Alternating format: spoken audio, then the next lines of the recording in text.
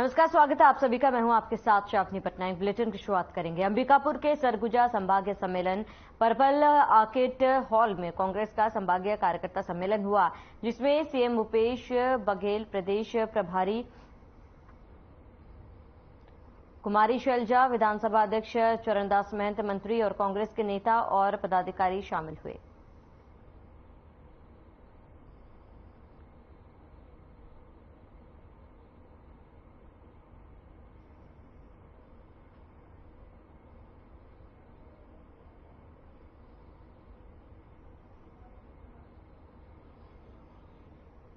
क्यों आज युवाओं को देखिए, आज युवाओं को जोड़ रहे हैं खेल महोत्सव से, ग्रामीण स्तर से लेकर प्रदेश के राष्ट्रीय स्तर पे जो मिल रहा है। रीपा से क्या है, कई प्रकार के उद्योग लग रहे हैं। हाँ, लघु उद्योग। हाँ, और उसमें महिलाएं जुड़कर अपना जीविकोपार्जन का आय का स्रोत बना रहे हैं। अच्छा, रीपा अलग है, गौठान अलग है? नहीं। हाँ, रीपा रूरल इंडस्ट्रियल पार्क। हाँ, ये है। हाँ। और उसको हिंदी में कहेंगे ग्रामीण औद्योगिक। बहुत अच्छा असर पड़ेगा।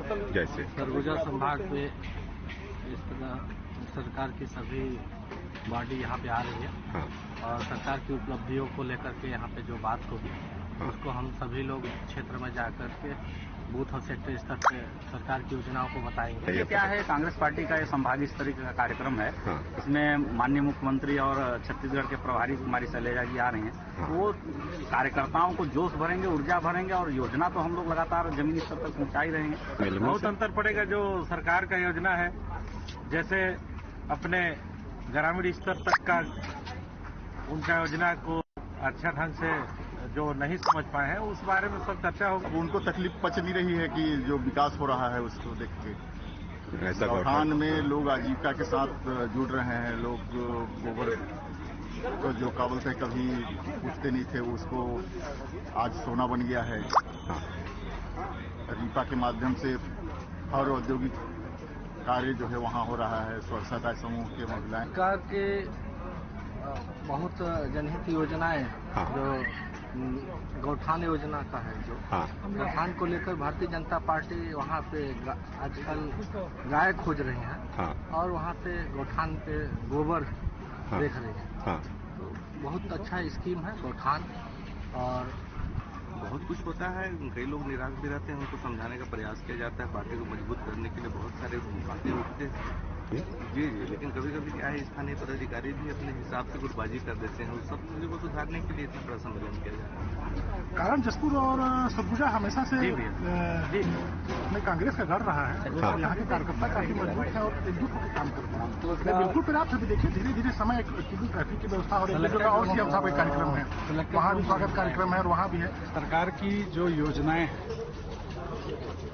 धरातल पे जो काम हो रहा है, उसको जन जन तक उसका प्रभाव कितना पड़ रहा है और उसके बारे में लोगों को कैसे बताया जाए, कैसे उसका लाभ दिलाया जाए और पार्टी के हित में कार्यकर्ताओं को कैसे मोल्ड किया जाए। सबसे आप जुड़ेंगे मितान योजना में जो छत्तीसगढ़िया परंपरा चल रहा है, लोगों को कुल मिला के सामने जोड़ना।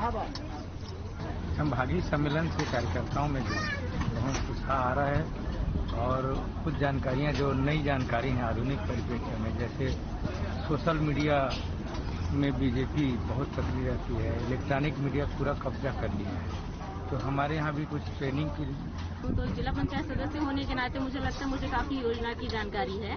कितने क्या 50 के 85 योजना की जानकारी है। कई चीज मुंह पे नाम नहीं आएंगे, लेकिन जानकारी मुझे सभी योजना की लगभग। क्या खास रहेगा आज के सम्मेलन में? आज रणनीति तैयारी है, मुझे लगता है जहाँ तक, क्योंकि बताकर तो नहीं बुलाया गया है, लेकिन इतना विश्वास है कि किस तरह से कांग्रेस पार्टी को और मजबूत। बीजेपी कुछ थोड़ा काम करके ज्यादा करती थी, हम लोगों में थोड़ा सी कमी है। प्रचार प्रसार हम जो काम करते हैं उसका भी प्रचार प्रसार नहीं कर पाते। प्राथमिकता क्या होनी चाहिए?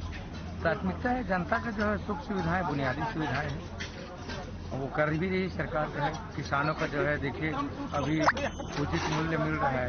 अभी 2640 रुपये में इस साल धान खरीदी गई। मंत्री ने युवाओं का जोड़ने का क्या ये योजना है? क्या यही जो परंपरा पहले का जो खेल था हमारा, जो विलुप्त होते जा रहा था। आ रहे हैं, प्राइवेट स्कूल में भी पढ़ा रहे थे लोग, अब जो है प्राइवेट स्कूल की जो है फीस को देखते हुए हमारी सरकार ने जो है लोगों को सुविधा देने के लिए आत्मानंद इंग्लिश मीडियम स्कूल खोला ताकि आम जनता के भी बच्चे इंग्लिश मीडियम में पढ़ सकें। जो पहचान हमारा छत्तीसगढ़ का है, हेलो, और भाजपा वाले हमेशा इसको मुद्दा बना करके राम राम जपना पराया माल अपना जो कहते हैं, उसको एक पहचान छत्तीसगढ़ के जो धरोहर, जो हमारे देश का धरोहर, जो श्री रामचंद्र जी का है, बिल्कुल भी नाराज नहीं है। वो जो है बीजेपी वालों का एक पॉलिसी है, ऐसा जो है अफवाह फैलाया जाएगा। जनता में कोई नाराजगी नहीं है।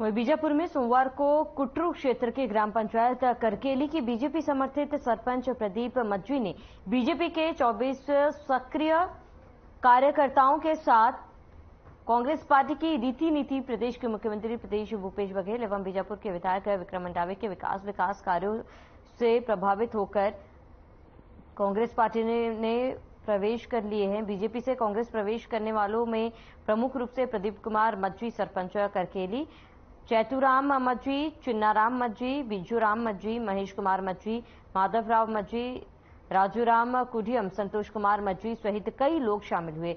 नवप्रवेशित कार्यकर्ताओं को बीजापुर के विधायक विक्रम मंडावी, जिला कांग्रेस कमेटी बीजापुर के जिला अध्यक्ष लालू राठौर, जिला पंचायत अध्यक्ष शंकर कुडियाम, जिला पंचायत सदस्य नीना रावतिया उदय और जिला पंचायत सदस्य सुमारू राम कश्यप ने पुष्पहार और कांग्रेस पार्टी का गमछा पहनाकर पार्टी में स्वागत करते हुए कांग्रेस पार्टी में प्रवेश कराया।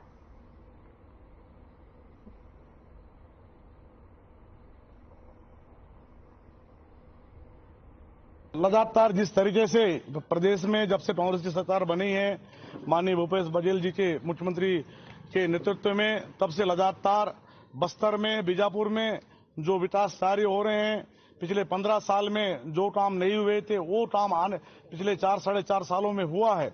लगातार मूलभूत सुविधाओं का विस्तार होना, सड़क, बिजली जैसे चीजों का अंदरूनी क्षेत्रों में पहुंचना, उससे प्रभावित होकर लगातार भाजपा राजनीतिक दल के व्यक्ति कांग्रेस में प्रवेश कर रहे हैं, कांग्रेस पार्टी से जुड़ने का निर्णय ले रहे हैं। हम सभी उन सभी का कांग्रेस पार्टी में बहुत बहुत स्वागत करते हैं। आज फिर से एक बार हमारे करकेली भैरवगढ़ ब्लॉक के करकेली पंचायत के सरपंच प्रदीप मज्जी के नेतृत्व में लगभग 24 कार्यकर्ताओं ने आज कांग्रेस पार्टी से जुड़ने का निर्णय लिया है। उन सभी का हम बहुत स्वागत करते हैं। आने वाला समय और भी बहुत से कार्यकर्ता, बहुत से नेता भाजपा से और अन्य राजनीतिक दल से कांग्रेस में जुड़ने के लिए हमारे पास आ रहे हैं। जैसे जैसे समय आते जाएगा उन सभी को जोड़कर आने वाला समय फिर से एक बार पूर्ण बहुमत के साथ प्रदेश में कांग्रेस की सरकार, आदरणीय भूपेश बघेल जी सरकार बनाने का निर्णय हम सबने लिया। प्रदेश के वन एवं परिवहन मंत्री मोहम्मद अकबर ने कहा है कि भाजपा के प्रदेश अध्यक्ष अरुण साव को धान खरीदी के पूरे सिस्टम के बारे में कुछ भी जानकारी नहीं है और इसीलिए वे बार बार बयान देते हुए धान की खरीदी केंद्र सरकार द्वारा की जाती है। वहीं मंत्री अकबर ने प्रेस कॉन्फ्रेंस कर कहा है कि भाजपा के प्रदेश अध्यक्ष को चाहिए कि वे पहले फुर्सत से धान खरीदी के सिस्टम को समझे। जानकारी नहीं होने के कारण बीजेपी प्रदेश अध्यक्ष अरुण साव आधारहीन बात करते हैं। वहीं समर्थन मूल्य पर धान खरीदी राज्य सरकार की सबसे बड़ी योजना है। धान खरीदी के लिए राज्य सरकार प्रतिवर्ष 20 से 25 हजार करोड़ का ऋण लेती है। यह ऋण छत्तीसगढ़ राज्य सहकारी विपणन संघ मार्कफेड के माध्यम से बैंकों एवं नाबार्ड इत्यादि से लिया जाता है। धान खरीदी के लिए केंद्र सरकार द्वारा छत्तीसगढ़ सरकार को कोई सहायता नहीं दी जाती, न ही कोई अनुदान या ऋण दिया जाता है।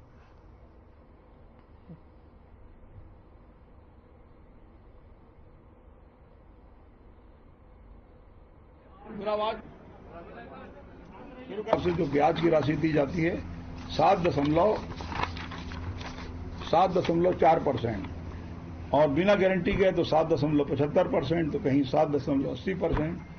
ये ब्याज का राशि भी हम ही देते हैं। केवल सेंट्रल पूल में हमारा चावल जमा होता है और जो खरीदी होती है वो सेंट्रल पूल में जब चावल जमा होगा तो उसका पैसा हमको मिलता है। धान खरीदी के नाम पर कोई सहायता, कोई अनुदान, किसी प्रकार की कोई राशि केंद्र सरकार की तरफ से प्राप्त नहीं होती।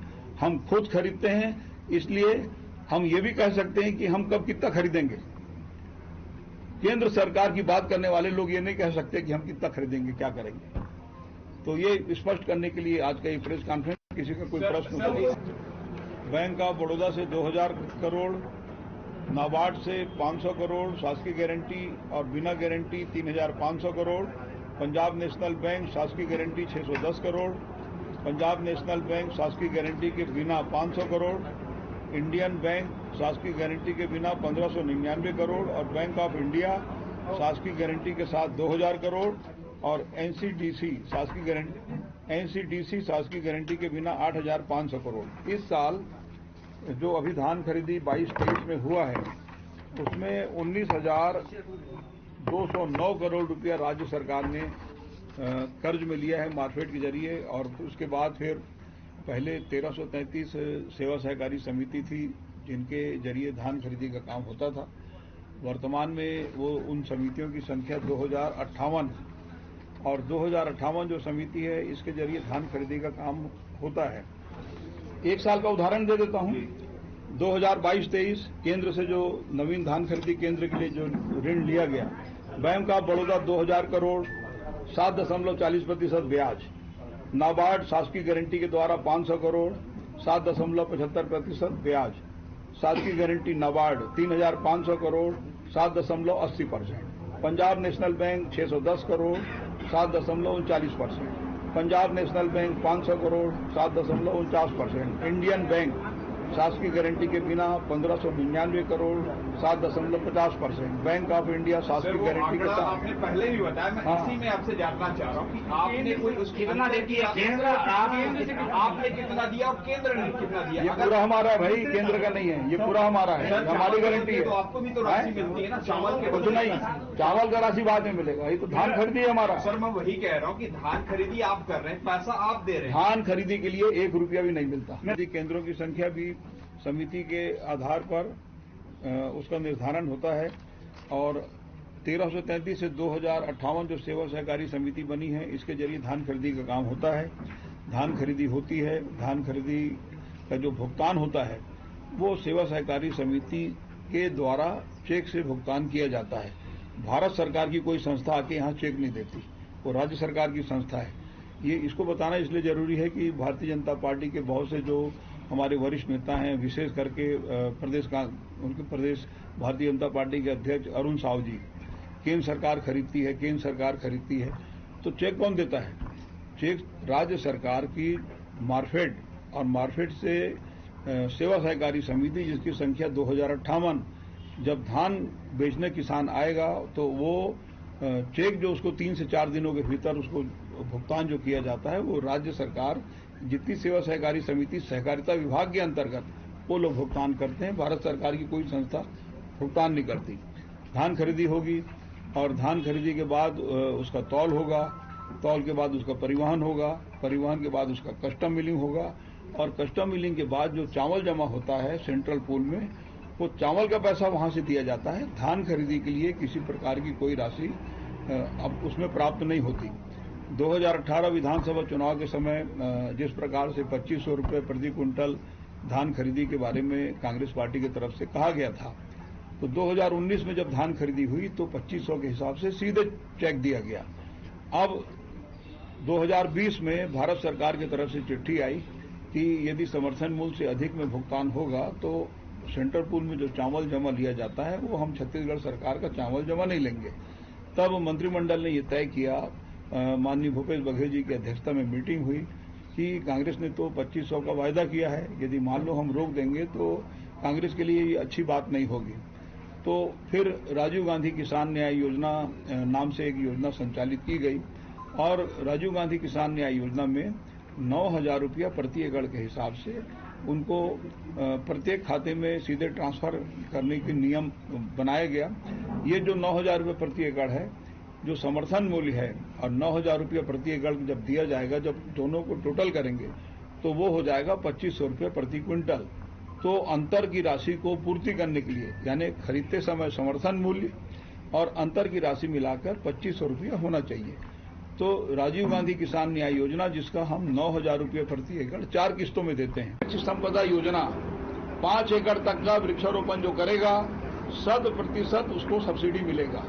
5 एकड़ ऊपर में 50%, ये उसको सब्सिडी मिलना है।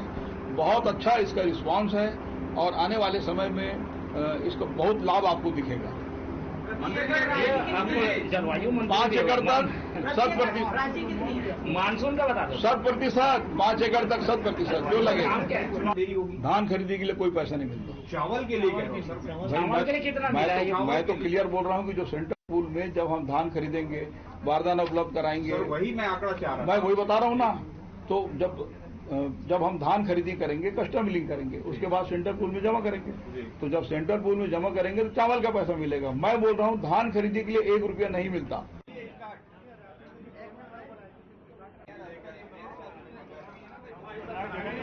मेरा आवाज शुरू करें। आपसे जो ब्याज की राशि दी जाती है 7 बैंक ऑफ बड़ौदा से 2,000 करोड़।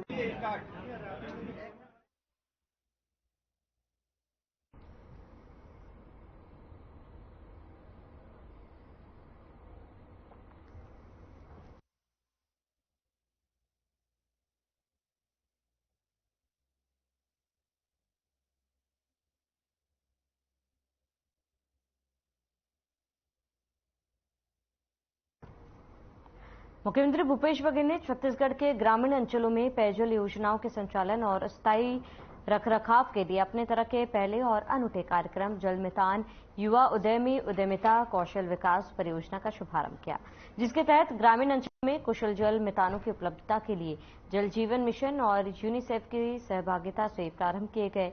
इस कार्यक्रम के तहत ग्रामीण युवाओं को जल गुणवत्ता परीक्षण सर्विसेज, नल pipe fitting, repairing, RO fitting, repairing, electrical fitting, repairing, solar panel fitting, repairing, pump operator service का 21 दिन का आवासीय प्रशिक्षण दिया जा रहा है। बता दें कि इस कार्यक्रम के तहत प्रदेश में 58,000 ग्रामीण युवाओं को कौशल विकास प्रशिक्षण देने का लक्ष्य है।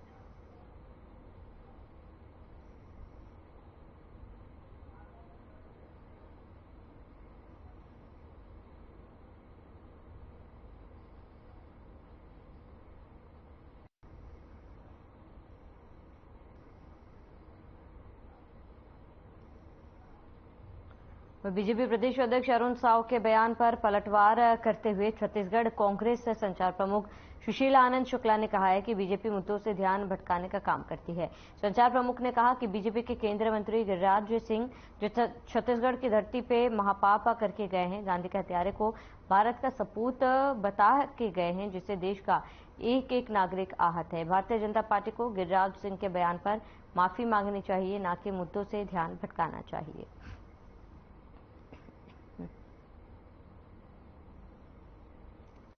नए मतदाता जुड़े हैं और हमारी सरकार, देखिए कांग्रेस में तो बिल्कुल भी गुटबाजी नहीं है। सारे नेता एकजुट होकर 2018 में भी भारतीय जनता पार्टी को पटकनी दिए थे, 2023 में भी पटकनी देंगे।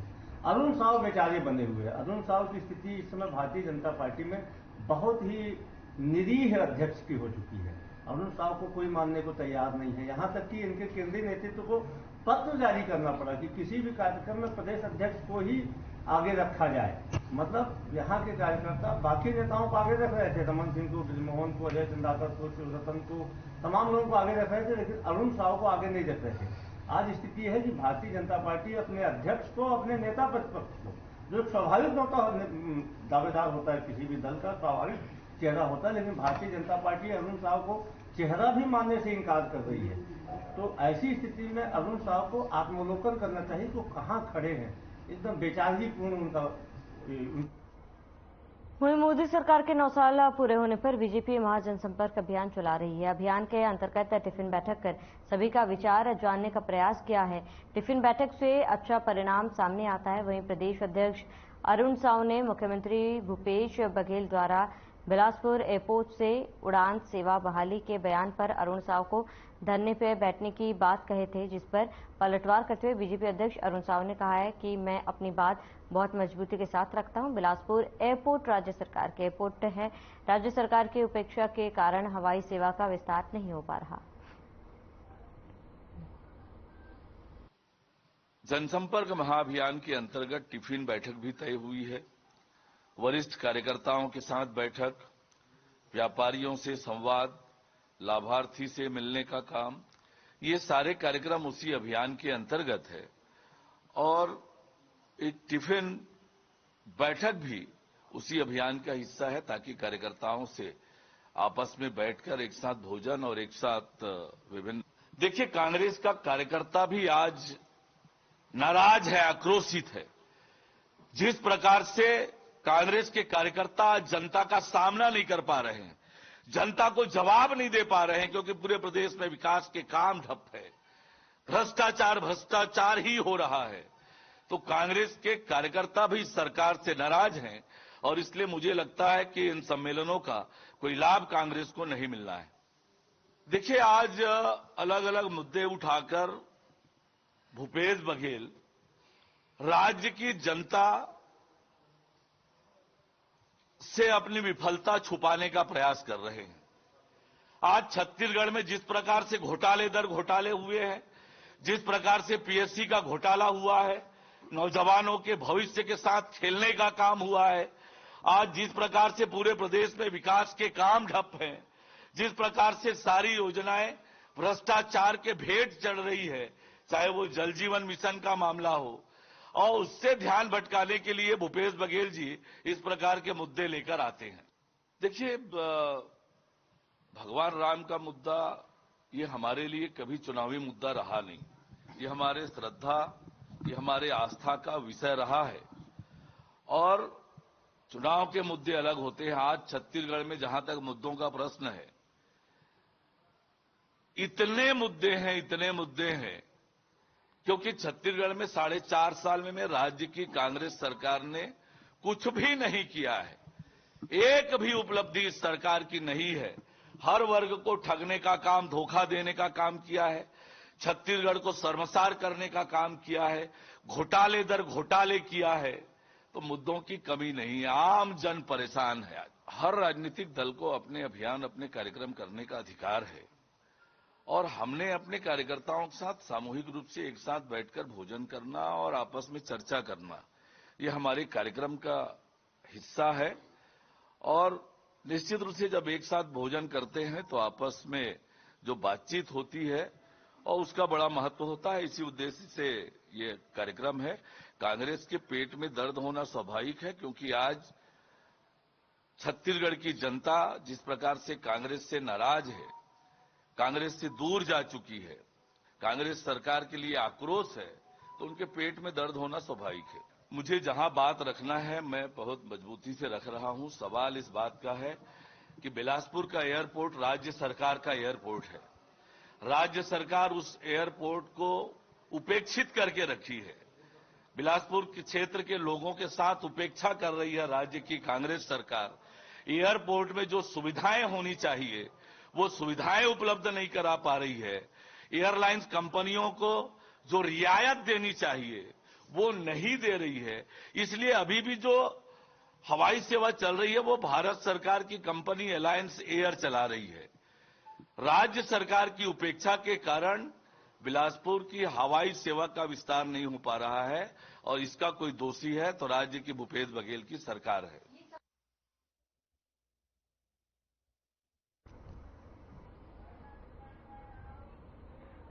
और चलिए इसी के साथ इस बुलेटिन में फिलहाल में साथ देते हैं देश प्रदेश की तमाम बड़ी खबरों के लिए बने रहे हमारे साथ।